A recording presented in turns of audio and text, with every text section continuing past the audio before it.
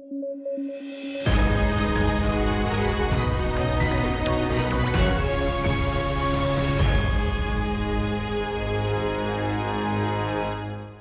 News at 9 programme में आपका स्वागत है। मैं हूं अमृत उपाध्याय। आइए जल्दी से देखें आज के हेडलाइंस।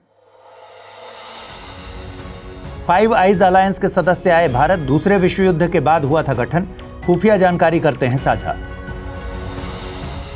सुपारी बोर्ड को लेकर संसद में सवाल, कर्नाटक है सुपारी का सबसे बड़ा उत्पादक, सिरसी सुपारी को मिला है जीआई टैग। और सर्बिया में जनता सड़कों पर, राष्ट्रपति के खिलाफ हो रहा है विरोध, सोनिक वेपन्स का किया गया यूज।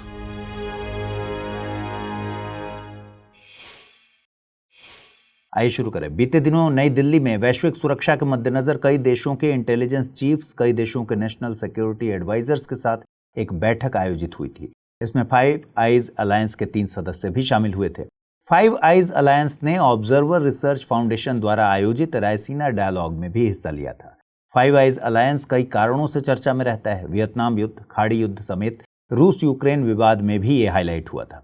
ईरान और चिली जैसे देशों में लोकतांत्रिक तौर पर चुनी गई सरकारों को उखाड़ फेंकने में और अपने नागरिकों के प्राइवेसी राइट्स का उल्लंघन करने के चलते भी ये संस्था सुर्खियों में रहती है। दुनिया में इंटेलिजेंस इंफॉर्मेशन के दुनिया में इस संस्था ने एक अलग मुकाम हासिल किया है। फाइव आइज अलायंस का गठन दूसरे विश्व युद्ध के बाद हुआ था। इसमें यूके, यूएसए, कनाडा, ऑस्ट्रेलिया और न्यूजीलैंड शामिल हैं। ये सभी देश सामूहिक सुरक्षा और वैश्विक खतरों से निपटने के लिए आपस में खुफिया जानकारी साझा करते हैं। आपको शायद अंदाजा न हो, लेकिन किसी देश का मजबूत इंटेलिजेंस नेटवर्क उसे न केवल देश के खतरों से निपटने में मददगार होता है, बल्कि इन्हीं खुफिया जानकारियों की बदौलत देश दूसरे देशों में जाकर बड़े बड़े मिशंस को अंजाम देते हैं। फाइव आइज अलायंस के 5 कोर मेंबर्स के अलावा जब इसमें डेनमार्क, फ्रांस, नीदरलैंड और नॉर्वे जुड़ते हैं तो इसे 9 आइज अलायंस कहा जाता है। वहीं जब इसमें जर्मनी, बेल्जियम, इटली, स्पेन और स्वीडन शामिल हो जाते हैं तो इसे 14 आइज अलायंस कहा जाता है। Five eyes alliance national security और वैश्विक खतरों से निपटने के लिए काम करता है, लेकिन इस सुरक्षा की कीमत पब्लिक को अपनी प्राइवेसी कॉम्प्रोमाइज करके चुकानी पड़ती है।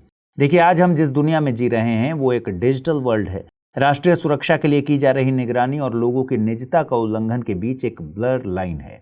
हमारे phone calls, emails, social media sites, यहाँ तक कि शॉपिंग हिस्ट्री को कभी हमारे कंसेंट के जरिए तो कभी बिना कंसेंट के राष्ट्रीय सुरक्षा के नाम पर पढ़ा जा सकता है। इस डिबेट में लोग एक फ्रेज यूज करते हैं, if you are doing nothing wrong you have nothing to hide. इस फ्रेज को सर्विलांस को जस्टिफाई करने के लिए यूज किया जाता है। मतलब ये कि अगर कोई कानूनी तौर पर सही ढंग से जीवन जी रहा है तो उसे सर्विलांस से डरने की जरूरत ही क्या है। लेकिन यहाँ लोग ये भूल जाते हैं कि निजता का मतलब केवल अपने गलत कामों को छिपाना नहीं होता। निजता की परिभाषा में निजी जानकारी पर नियंत्रण रखना भी शामिल होता है। आपको बता दें कि भारतीय संविधान का अनुच्छेद 21 जीवन की सुरक्षा और व्यक्तिगत स्वतंत्रता की गारंटी देता है और इसके मुताबिक किसी भी व्यक्ति को उसके जीवन या व्यक्तिगत स्वतंत्रता से केवल कानून द्वारा स्थापित प्रक्रिया से ही वंचित किया जा सकता है। यह अधिकार इतना जरूरी है कि इसे नागरिकों और गैर नागरिकों दोनों को दिया गया है। 44वें संविधान संशोधन के बाद से अनुच्छेद 21 को राष्ट्रीय आपातकाल की स्थिति में भी सीमित या समाप्त नहीं किया जा सकता। हाल ही में लोकसभा में अरिकानट या सुपारी बोर्ड को लेकर एक सवाल पूछा गया था और इस पर केंद्रीय कृषि मंत्रालय की तरफ से साफ किया गया कि सरकार ऐसे किसी प्रस्ताव पर विचार नहीं कर रही। इससे पहले साल 2021 में भी राज्यसभा में सुपारी बोर्ड के गठन को लेकर सवाल किया गया था। तब केंद्र में कृषि मंत्री के तौर पर नरेंद्र सिंह तोमर थे। उस वक्त भी कृषि मंत्रालय की तरफ से जवाब आया था कि केंद्र सरकार सुपारी बोर्ड की स्थापना को प्राथमिकता नहीं दे रही। देखिए, देश में कर्नाटक सुपारी के उत्पादन में पहले नंबर पर आता है। लंबे वक्त से कर्नाटक के द्वारा केंद्र सरकार से सुपारी बोर्ड की स्थापना की मांग की जा रही है। कर्नाटक के मुताबिक सुपारी बोर्ड की स्थापना से इसका उत्पादन करने वालों के हित सुरक्षित होंगे।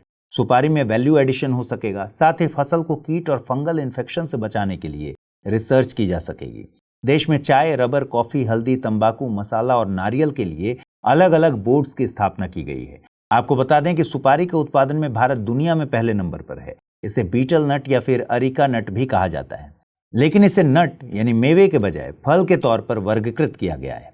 2019 में कर्नाटक के उत्तरी कन्नड़ में उगाई जाने वाली सिरसी सुपारी को जीआई टैग भी दिया गया है। यह सुपारी सेक्टर में जीआई टैग हासिल करने वाला पहला उत्पाद था। 2022 में यूपीएससी की प्रारंभिक परीक्षा में एक सवाल पूछा गया था, उसे देखिए। सवाल ये पूछा गया था कि भारत में चाय बोर्ड के संदर्भ में निम्नलिखित कथनों पर विचार करें। चाय बोर्ड एक वैधानिक निकाय है। यह कृषि एवं किसान कल्याण मंत्रालय से जुड़ी एक नियामक संस्था है। टी बोर्ड का मुख्य कार्यालय बेंगलुरु में स्थित है। बोर्ड का दुबई और मॉस्को में विदेशी कार्यालय है। और पूछा गया था कि ऊपर दिए गए कथनों में से कौन सा सही है, केवल 1 और 3, केवल 2 और 4, केवल 3 और 4 या फिर केवल 1 और 4। इसका सही जवाब है विकल्प डी। दोस्तों, अगर आप यूपीएससी एस्पिरेंट हैं तो आपके लिए गेम चेंजिंग अपॉर्चुनिटी है स्टडी आईक्यू का नया संपूर्ण बैच। एक कॉम्प्रिहेंसिव प्रोग्राम जिसमें टॉप एडुकेटर्स के साथ 1000+ आवर्स की live classes, personalised mentorship and hand written notes से लेकर पीआरपी, एमआरपी जैसे इंटेंसिव प्रोग्राम्स हैं। प्रीलिम्स और मेंस स्कॉलरशिप के तहत प्रीलिम्स क्लियर करने पर पूरी फीस रिफंड हो जाएगी। टॉप परफॉर्मर्स के लिए हर मंथ 11,000 रुपीज का cash reward. Economically weaker sections के लिए स्पेशल उड़ान स्कॉलरशिप भी है। X secretary Anil Swarup sir खुद गाइड करेंगे आपको इस जर्नी में। स्टडी आईक्यू पर 2 करोड़ इंडियंस का ट्रस्ट है और अब संपूर्ण बैच के साथ आपका यूपीएससी ड्रीम भी होगा अचीव। सिल्वर, गोल्ड या platinum, choose the plan that fits your needs. आपको करना क्या है, स्टडी आईक्यू वेबसाइट पर जाइए, यूपीएससी संपूर्ण बैच पर क्लिक कीजिए and once you click on buy now आप देख सकते हैं डिस्काउंट कोड्स। वहां पर टाइप कीजिए अमृत लाइव एंड आपको मिलेगा सबसे lowest price. And obviously your IAS journey starts here. Serbia में राष्ट्रपति अलेक्जेंडर वुचिच और उनकी सरकार के खिलाफ भ्रष्टाचार और भाई भतीजावाद जैसे मुद्दों को लेकर विरोध का सामना किया जा रहा है।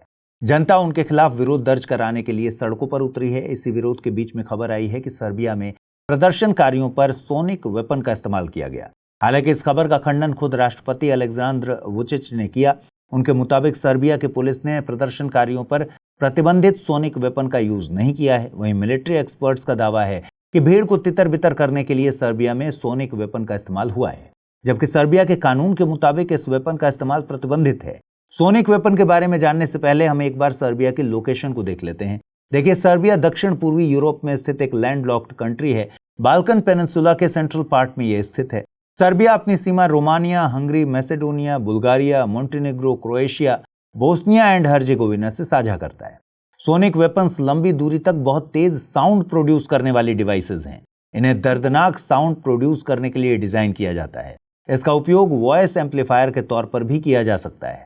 साउंड एम्पलीफायर के तौर पर तो इस तकनीक का प्रयोग लंबे वक्त से किया जा रहा है, लेकिन भीड़ को कंट्रोल करने के लिए इस तकनीक के इस्तेमाल का कॉन्सेप्ट 1990 के दशक में आया।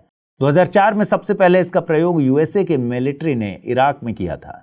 सोनिक वेपन्स 3 तरीके के होते हैं। इनमें पहला है लॉन्ग रेंज अकॉस्टिक डिवाइस यानी LRAD। इसमें साउंड की एक बहुत तेज यूनिडायरेक्शनल बीम उत्पन्न की जाती है जो कि 160 डेसिबल तक जा सकती है।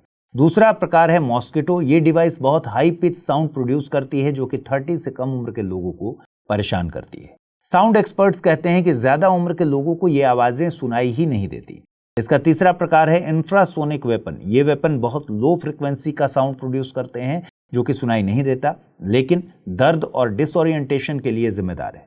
एक्सपर्ट अभी तक इस डिवाइस की कैपेबिलिटीज पर रिसर्च कर रहे हैं। प्रधानमंत्री नरेंद्र मोदी की अध्यक्षता में यूनियन कैबिनेट ने रिवाइज्ड NPDD यानी national programme for dairy development को मंजूरी दी है। NPDD ministry of fisheries, animal husbandry and dairy के तहत एक सेंट्रल सेक्टर स्कीम है। इसके बजट में 1000 करोड़ रुपए की वृद्धि की गई है। वित्त वर्ष 2021-22 से 2025-26 के लिए अब इस स्कीम का कुल बजट 2790 करोड़ रुपए हो गया है। रिवाइज्ड NPDD के जरिए भारत में डेयरी सेक्टर में मिल्क प्रोक्योरमेंट के लिए अवसंरचना, प्रोसेसिंग कैपेसिटी, क्वालिटी कंट्रोल पर काम किया जाएगा, जिससे किसानों को बेटर मार्केट एक्सेस मिल सके, साथ ही ग्रामीण क्षेत्र का विकास हो सके।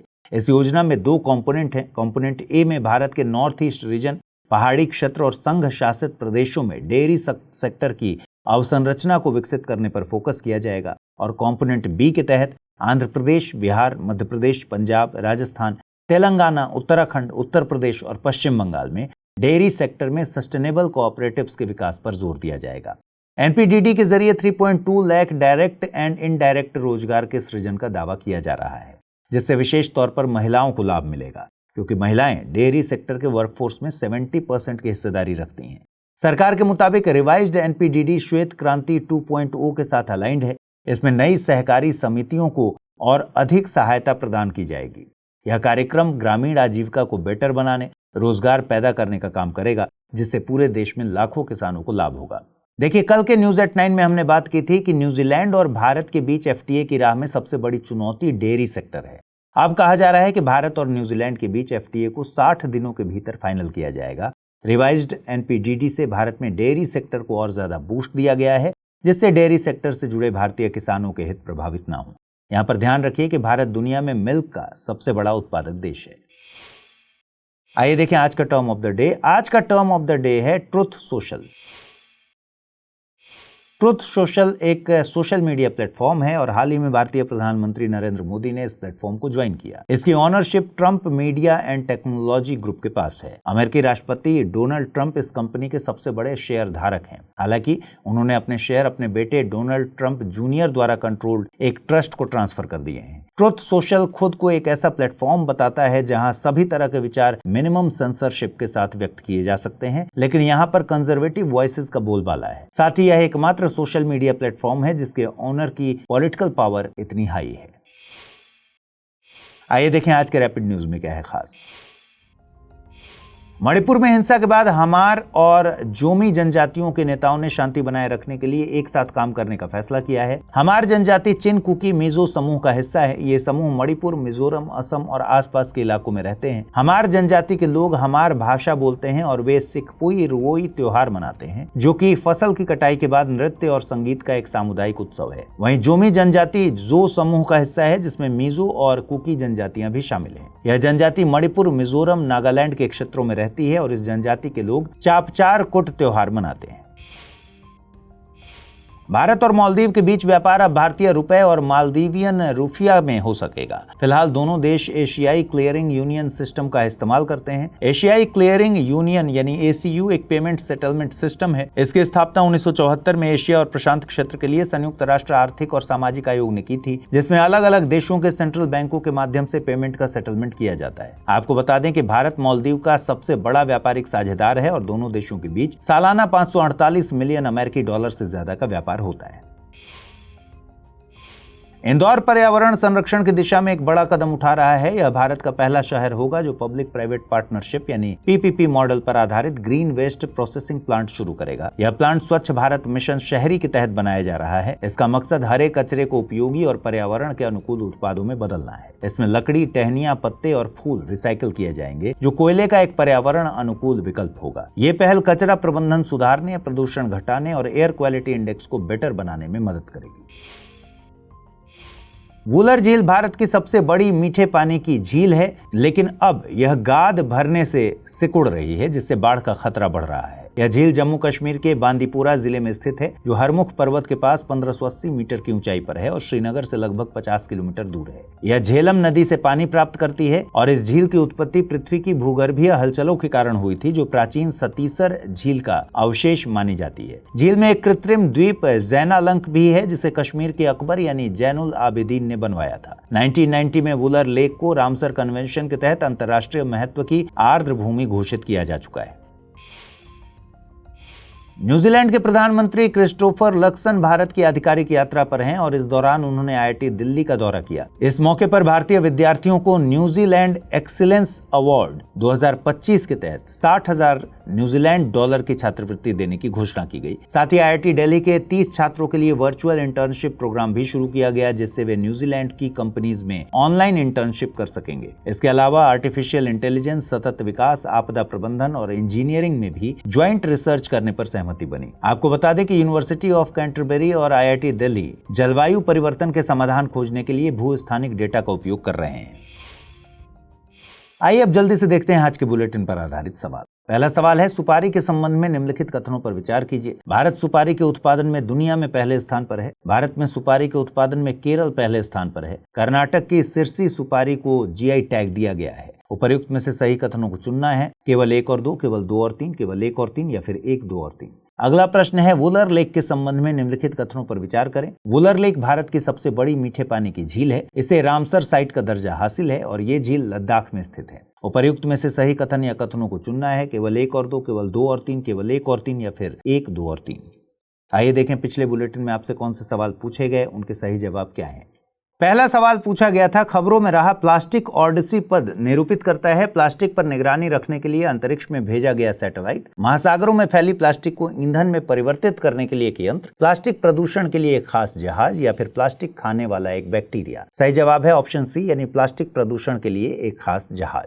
अगला प्रश्न था, खबरों में रहे HKU1, NL63, OC43 और 229E संबंधित हैं ह्यूमन कोरोना वायरस से, क्षुद्र ग्रह से, जेनेटिक फसलों से या फिर नए खोजे गए तत्व से। और सही जवाब है विकल्प ए, यानी ह्यूमन कोरोना वायरस से।